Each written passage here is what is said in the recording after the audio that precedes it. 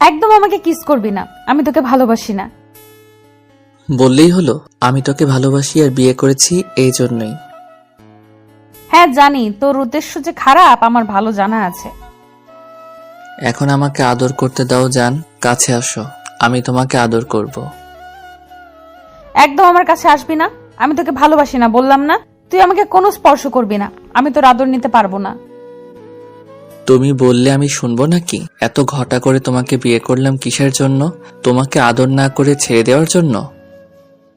তোকে বললাম না তুই আমার কাছে আসবি না, যদি আসিস তাহলে আমার থেকে খারাপ আর কেউ হবে না। বললাম তো আমি তোমাকে ভালোবাসি। আমি জানি তুমি বলবে তুমি আমাকে ভালোবাসো না, স্বামী হিসেবে মানো না, তাতে আমার কিছু যায় আসে না। আমি তোমাকে ভালোবাসি, ওই জন্যই বিয়েটা করেছি।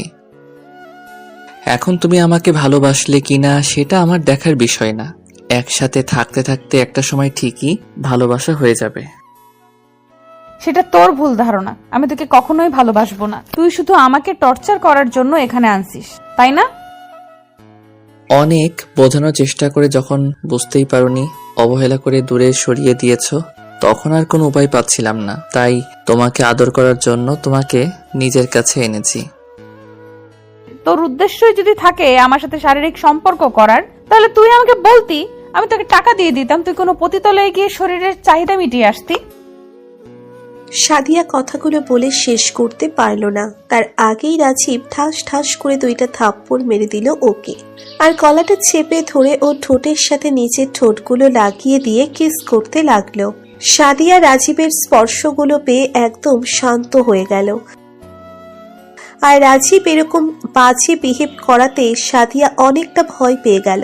সাদিয়া রাজীবকে ছাড়ানোর জন্য ওর ঠোঁটে কামড় বসিয়ে দেয়। তখন রাজীব ওকে ছেড়ে দিয়ে ওর ঘাড়ে গলায় নাক খুঁজতে খুঁজতে বলে, কেন বুঝতে পারছিস না আমি তোকে কতটা ভালোবাসি? তোকে কাছে টেনে নেই এই জন্যই যেন তুই অন্য কারো হয়ে না যাস। তুই কেন বুঝতে পারিস না আমি তোকে ছাড়া বাঁচতে পারবো না? ছোটবেলা থেকেই তোকে নিজের কলিজা ভাবি, আর তুই কেন আমাকে এভাবে দূরে সরিয়ে দিস? ছাড় কুত্তা আমাকে, তুই আমাকে একদম স্পর্শ করবি না। আমি বলছি না আমি তোকে ভালোবাসি না। তোর মতো একটা বাজে ছেলেকে আমি কখনোই ভালোবাসবো না। কেন ভালোবাসবি না? আমি তোর জন্য কি যোগ্য না নাকি? আমাদের তো কিছু কম নেই। এখন আমি সমাজে প্রতিষ্ঠিত এমন না যে তোমার থেকে আমরা গরিব। আমি তোর পাশে দাঁড়ানোর যোগ্যতা রাখি না। এখন তুই বলতে পারবি তোর স্বামীর সবকিছুই আছে, তাহলে কেন তুই আমাকে ভালোবাসিস না? কাককে সাবান পানি দিয়ে যতই ধোয়া হোক সে কখনো সাদা হবে না। তোকে যতই এসব সুটবুট পরানো হোক তুই কখনোই বড়লোক হতে পারবি না, আমি সেটা খুব ভালো করেই জানি। তোমার যা ভাবার তুমি ভাবতে পারো। আমি তোমাকে ভালোবাসি তাই তোকে নিজের করে নিয়েছি। এখন তুই যত তাড়াতাড়ি আমাকে স্বামী হিসেবে মেনে নিবে সেটা তোর জন্য ভালো হবে, আর যদি না মানিস তাহলে সেটা তোর জন্যই খারাপ হবে। এখন ভেবে দেখ তুই কি করবি। আমি মরে যাব তাও তোকে কখনো স্বামী হিসেবে মানতে পারবো না, আর তোর এসব টর্চার আমি কিছুতেই সহ্য করতে পারবো না। তুই আমাকে ভালোবাসার নামে ধরে এনে রেপ করার জন্য, তাই না? তুই যদি তাই ভেবে থাকিস তাহলে সেটাই, আর তুই শেষ পর্যন্ত এরকম একটা কথা বলতে পারলি আমাকে, তাহলে আজকে তোর সাথে করেই দেখাতে হয়। আমি তোকে কখনোই টাচ করিনি, শুধু তোর কাছে আমার ভালোবাসাটা ভিক্ষে চেয়েছিলাম, কিন্তু তুই সেটা বুঝতেই পারলি না, শুধু আমাকে দোষারোপ করে গেলি, তাই না? দাঁড়া, আজকে তোকে আমি বুঝিয়ে দিব আমি কতটা কঠোর হতে পারি। রাজীব কথাটা বলে সাদিয়ার কাছে এগিয়ে যেতে লাগলো। তখন সাদিয়া পেছনে পেছনে দেওয়ালের সাথে ঠেকে গেলে রাজীব ওকে কাছে টেনে নিল। তারপর সাদিয়াকে ধাক্কা দিয়ে বিছানায় ফেলে দিয়ে তারপর ওর উপরে উঠে যায়। সাদিয়া ছোটার জন্য ছটফট করছে। রাজীব বিছানার সাথে 2 হাতে ওকে শক্ত করে চেপে ধরে, তারপর ওর সাথে শারীরিক সম্পর্ক করতে শুরু করে, যেটাকে সাদিয়ার কাছে ধর্ষণ বলে মনে হলেও বিয়ে হওয়াতে রাজীবের কাছে সেটাই আদর বলে পরিণত হয়েছে। রাজীবের স্পর্শগুলোর সাদিয়ার কাছে বিশ্বের মতো লাগছিল। একটা পর্যায়ে সাদিয়া রাজীবকে আটকাতে না পেরে চোখের পানি ফেলতে লাগলো। রাজীবের কাজ শেষ হতেই ও সাদিয়ার বুকে মাথা দিয়ে তারপর ওর বুকে কিস করতে লাগলো। সাদিয়ার অসহ্য যন্ত্রণা হচ্ছিল রাজীব ওকে এমন করে স্পর্শ করাতে, তাই ও কান্না করতে লাগলো। তখন রাজীব বলতে লাগলো, জান, তুমি কান্না করতেছো কেন? আমি না তোমাকে আদর করে দিলাম? দেখো, আমি জানি তোমার খুব ভালো লেগেছে, যার জন্য তুমি আমাকে আটকাতে পারোনি, তাই না? তুই আমার সাথে এমন কেন করলি? তুই জানিস এই স্পর্শগুলো আমার কাছে বিষের মতো মনে হয়েছে। এর থেকে তো তুই আমাকে শেষ করে ফেললেও পারতি, আমার তাতেও কোনো আফসোস ছিল না। আর তুই কিনা শেষ পর্যন্ত আমার সাথে এত বাজে বিহেভ করলি, আমি এসব সারা জীবনেও ভুলতে পারবো না। তুমি এটাকে বাজে বিহেভ বলছো? আমার কাছে এটাই ভালোবাসা। তুমি আমাকে ভালোবাসো আর না বাসো, আমি তো তোমাকে বাসি। আর একসাথে থাকতে থাকতে ভালোবাসাটা হয়ে যাবে। আমি তোকে জীবনেও ভালোবাসবো না, আর তোর সাথে কখনো থাকবোও না। তুমি কি করে আমার সাথে না থাকো আমি সেটা দেখে নিব। খুব শীঘ্রই তোমাকে বাবুর আম্মু বানিয়ে দেব, দেখবো তুমি তখন কি করে আমার থেকে দূরে সরে যাও। দেখবো তোমার মতো বাঁকা মেয়েকে কি করে সোজা করতে হয়। রাজীবের কথাতে সাদিয়া আর কোনো জবাব দিল না। এবার রাজীব সাদিয়াকে বুকে জড়িয়ে ধরে রেখে চুপ করে রইল। আপনারা হয়তো ভাবছেন এখানে কি হতে পারে। সাদিয়া রাজীবের ফুফাতো বোন, রাজীব ওর মামাতো ভাই। আজকে ওদের দুজনের বিয়ে হয়েছে। সাদিয়ার জন্য রাজীব প্রচন্ড পরিমাণে পাগলামি করত, সাধারণ রিলেশনগুলোতে যেমনটা হয়। সাদিয়াকে রাজীব সেই ছোটবেলা থেকেই পছন্দ করে, কিন্তু সাদিয়াকে দেখতেই পারে না, কারণ সাদিয়ারা একটু বড় লোক। সেজন্য অহংকারে সাদিয়ার মাটিতে পাই পড়ে না।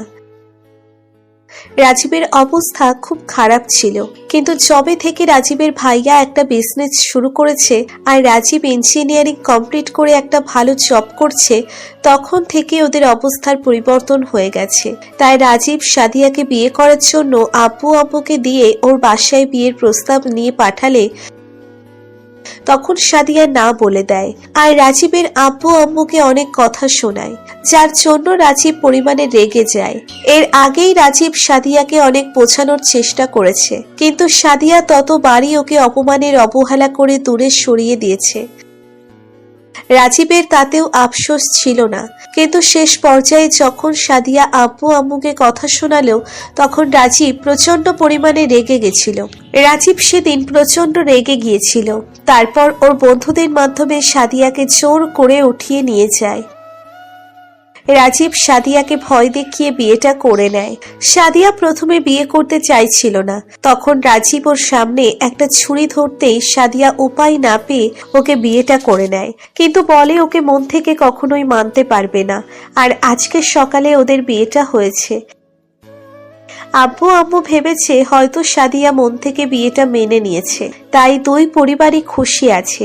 কিন্তু রাজীব ওকে ভয় দেখিয়েছিল, বলেছিল আব্বু আম্মুর সামনে যেন কখনো মুখ দিয়ে না বের করে রাজীব ওকে জোর করে বিয়েটা করেছে। তো বাসর ঘরে আসতে ওদের দুজনের মাঝে কি কথা হলো সেটা তো আপনারা জানতেই পারলেন। পরদিন সকালে সাদিয়ার ঘুম ভাঙতে খেয়াল করে রাজীবের বুকে শুয়ে আছে, আর এখনো ওদের শরীরে কিচ্ছু নেই। সাদিয়া আবার কান্না করে ওঠে। সাথে সাথে রাজীবের ঘুম ভেঙে গেলে রাজীব উঠে সাদিয়ার মুখে পাশে হাত দিয়ে বলতে শুরু করে, বেবি, কি হয়েছে? তুমি কান্না করতেছো কেন? তুমি জানো না তোমার চোখের পানি আমি সহ্য করতে পারি না?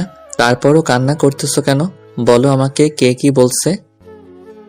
এত বড় একটা নাটক করে আমাকে অপবিত্র করে দিয়ে এখন বলা হচ্ছে কে কি বলেছে? তুই জীবনেও কখনো শান্তি পাবি না। তুই আমাকে এভাবে নোংরা করেছিস না, এর জন্য উপরওয়ালা তোকে শাস্তি দিবে। নিজের বউকে যদি আদর করাটা নোংরামি হয়, তাহলে সেই নোংরামিটা আমি প্রায়ই করতে চাই। এখন কথা না বলে চলো গিয়ে গোসলটা সেরে নেই। রাজীবের কথায় সাদিয়া ভয়ে বিছানার একপাশে গিয়ে গুটিসুটি মেরে বসে রইল। তখন রাজীব ওকে কোলে উঠিয়ে নিয়ে তারপর ওয়াশরুমে চলে যায়। তো বিয়ের পর থেকে সাদিয়া রাজীবের প্রতি একটু ভালোবাসা দেখানো তো দূরে থাক, ওর প্রতি আরো ঘৃণাটা বেড়ে গেছে। উঠতে বসতে ওকে সবার সামনে ছোট করে। রাজীব জানে সাদিয়া ওকে ভালোবাসে না, তারপরও কোনো আফসোস নেই ওর। রাজীব প্রত্যেক রাতে জোর করে হলেও সাদিয়াকে নিজের ভালোবাসায় ভরিয়ে দেয়, যেটা সাদিয়ার কাছে বিশ্বের মতো মনে হয়। তারপর একটা পর্যায়ে সাদিয়ার করা বিহেভিয়ার রাজীব এত বেশি কষ্ট পাচ্ছিল যেটা ও আর সহ্য করতে পারছিল না। তাই রাজীব 2টা মাস যাবত অনেক ভেবে ডিসিশন নিয়েছে আর সাদিয়াকে ডিস্টার্ব করবে না। সাদিয়া যেহেতু চায় না রাজীবের কাছে থাকতে, সেহেতু রাজীব আর ওকে ডিস্টার্ব করবে না। সেদিন রাজীব সারাটা দিন অফিসে বসে কথাগুলো ভেবেছে। তারপর বাসায় এসে ফ্রেশ হয়ে খাওয়া দাওয়া করে রুমে গিয়ে বালিশ আর চাদর নিয়ে যখনই সোফার দিকে শুতে যাবে তখন সাদিয়া অবাক হয়ে ওর দিকে তাকিয়ে রইল। রাজীব বিষয়টা লক্ষ্য করে রাজীবের সামনে দাঁড়িয়ে বলতে লাগলো, এই 7-8 বছরে যেখানে তোর মনে জায়গা করে নিতে পারিনি, সেখানে 2টা মাসের কি জায়গা করে নিব? আমার বোঝা হয়ে গেছে ভালোবাসাটার, যাই হোক জোর করে হয় না। ভেবেছিলাম জোর করে বিয়েটা করলে তুই আমাকে ভালোবাসতে পারবি। আমি যখন ভালোবাসায় তোকে ভরিয়ে দিব, তুই তখন আমার ভালোবাসাটা নিজের মধ্যে নিয়ে তোর মধ্যে আমার বেবিটা বেড়ে উঠবে। কিন্তু তুই আমাকে এতই বেশি ঘৃণা করিস, যার জন্য আমি যতবার তোকে আদর করে ভালোবেসে ভরিয়ে দিই, তুই ততবারই পিল খেয়ে নিস, যেন তোর মাঝে আমার অস্তিত্বটা বেড়ে না ওঠে। তুই ভয় পাস না, আমি আর তোকে কখনো নিজে থেকে স্পর্শ করব না। আমি হেরে গেছি তোর ভালোবাসার কাছে, আমি ছোট হয়ে গেছি। উপরওয়ালা আমাকে বুঝিয়ে দিয়েছে সবার কপালে ভালোবাসাটা থাকে না। রাজীবের কথায় সাদিয়া অবাক হয়ে ওর দিকে তাকিয়ে রইল। কারণ সাদিয়া প্রত্যেক রাতে যখন ওর সাথে শারীরিক সম্পর্ক করে, পরদিন সকালে উঠে সাদিয়া পিল খেয়ে নেয় যেন প্রেগনেন্ট না হয়ে যায়। রাজীবের জানার পর অনেক কষ্ট লেগেছিল। ভেবেছিল যখন ওদের একটা বেবি হবে তখন সাদিয়া ওকে ঠিকই মেনে নিবে, কিন্তু যখন দেখেছিল সাদিয়া এরকম কাজ করে, প্রথমে রাজীব নিজেকে শান্ত রাখতে পারলেও পরবর্তীতে খুব খারাপ লাগতো। তাই নিজেকে ওর থেকে সরিয়ে নেওয়ার চেষ্টা করলো। তো ওই দিনের পর থেকেই রাজীব সাদিয়াকে ইচ্ছে করে কখনো টাচ করে না, ওর সাথে কথা বলে না। সাদিয়া বুঝতে পেরেছে মনের দিক থেকে অনেকটাই ভেঙে পড়েছে, অনেক বেশি কষ্ট হয়েছে। এর মাঝে রাজীব নিজেকে অনেক বুঝিয়েছে। ও জানে সাদিয়াকে ভালোবেসে অনেক বড় ভুল করছে, আর সেই ভুলের মাসুলটা এখনো ওকে দিতে হচ্ছে। তাই রাজীব চুপ করে সবটা সহ্য করে নেয়। প্রথম কয়েকটা দিন সাদিয়া ভালো থাকতে পারলেও পরে রাজীবের ভালোবাসাগুলো আর ওর স্পর্শগুলো মিস করতে শুরু করে, যার জন্য সাথে অনেক বেশি পাগল হয়ে যাচ্ছিল। তারপরও অহংকারের কাছে নিজের ভালোবাসাটাকে দূরে সরিয়ে দিচ্ছিল, যেটা রাজীব বেশ ভালোই বুঝতে পারছিল। 6টা মাস কেটে গেল। এর মাঝে রাজীব আর সাদিয়ার সাথে একটু কথা বলার চেষ্টা করেনি। প্রয়োজন ছাড়া কখনো সাদিয়ার সাথে রাজীব নিচে থেকে কথা বলতে আসেনি, যেটা সাদিয়ার সহ্য করতে পারছিল না। সাদিয়া চাই প্রায়ই রাজীবের সাথে কথা বলতে, কিন্তু কোনো এক ব্যথার কারণে বলে উঠতে পারে না। তো প্রতিদিনের মতো রাজীব অফিস থেকে ফিরে এসে ওর একটা মেয়ে কলিগের সাথে ব্যালকনিতে দাঁড়িয়ে হাসাহাসি করে কথা বলছিল, যেটা সাদিয়া সহ্য করতে পারছিল না। ও ব্যালকনিতে এসে রাজীবের পেছনে দাঁড়িয়ে রইল। রাজীব সেটা বুঝতে পেরে কথা বলা বন্ধ করলো না। তারপর আরো 10 মিনিট বাদে কথা বলা শেষ করে বলল, তুমি কিছু বলবে? তুমি বোঝো না আমি কি বলতে চাই? তারপরও কেন এসব নাটক করো বলো? বলো কি বলবে আর কি নাটক করলাম যার জন্য তোমার এরকম আমার সাথে কথা বলতে আসতে হলো? তুমি বোঝো না অন্য মেয়েগুলোর সাথে কথা বলে আমার মধ্যে কতটা কষ্ট হয়? আমি তোমাকে বোঝাতে পারি না কতটা ভালোবেসে ফেলেছি।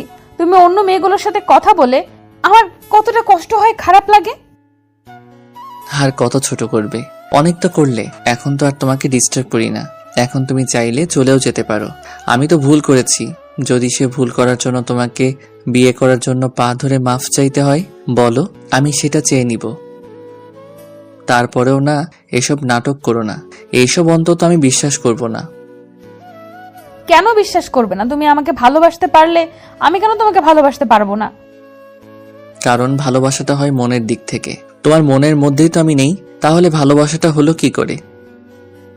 কথাগুলো বলে সাদিয়া কিছুক্ষণ কান্না করতে লাগলো। থাক, কান্না করতে হবে না। তুমি আমাকে ছোট করতেছো, করো, আমি সবটা মুখ বুঝে সহ্য করে নিব। তারপরও এই ভালোবাসাটা নিয়ে আর অন্তত অভিনয় করো না, তাহলে আমি সেটা সহ্য করতে পারবো না।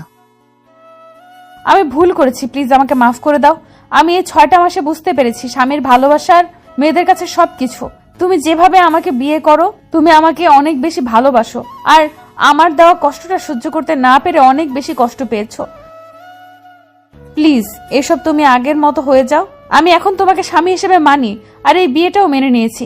প্লিজ আমাকে তুমি বুকে জড়িয়ে নাও। আমি তোমার স্পর্শ না পেয়ে থাকতে পারছি না, তোমার স্পর্শ আমাকে ভালোবাসতে বাধ্য করেছে। প্লিজ একটাবার আমাকে বুকে জড়িয়ে নাও। কথাগুলো বলে সাদিয়া কিছুক্ষণ কান্না করতে লাগলো। তখন রাজীব আর কোনো উপায় না পেয়ে ওকে আলতো করে জড়িয়ে ধরতেই সাদিয়া ওকে শক্ত করে জড়িয়ে ধরে বুকে মুখ গুছিয়ে দিয়ে কান্না করতে লাগলো। তখন আর বলল, এখনো রাগ করে থাকবে আমার উপর? কথা বলবে না আমার সাথে? কি বলবো? আমার বলার মতো আর কিছুই নেই। আমি তোমাকে বোঝাতে পারিনি, তাহলে আর কি বলে লাভ কি? ও তার মানে বিশ্বাস করো না আমি তোমাকে ভালোবাসি, তাই তো? আচ্ছা ঠিক আছে, আমি প্রমাণ দিয়ে দিব। খুব শীঘ্রই তোমার বাবুর আম্মু হয়ে দেখাবো, তাহলে তো তুমি বুঝতে পারবে আমি তোমাকে কতটা ভালোবাসি। হ্যাঁ, তাহলে আমি বিশ্বাস করব। তাহলে আর দেরি কেন? তুমি আমাকে আদর করো, আমি খুব শীঘ্রই তোমার বেবির আম্মু হব। রাজীব একটা মুচকি হাসি দিয়ে সাদিয়ার মুখটা তুলে নেয়। তারপর যা হবে সেটা না হয় ওদের মাঝেই থাক, আপনাদের আর এসব শুনতে হবে না। আর আমিও বলতে পারবো না, কারণ বলতে আমার শরম করে।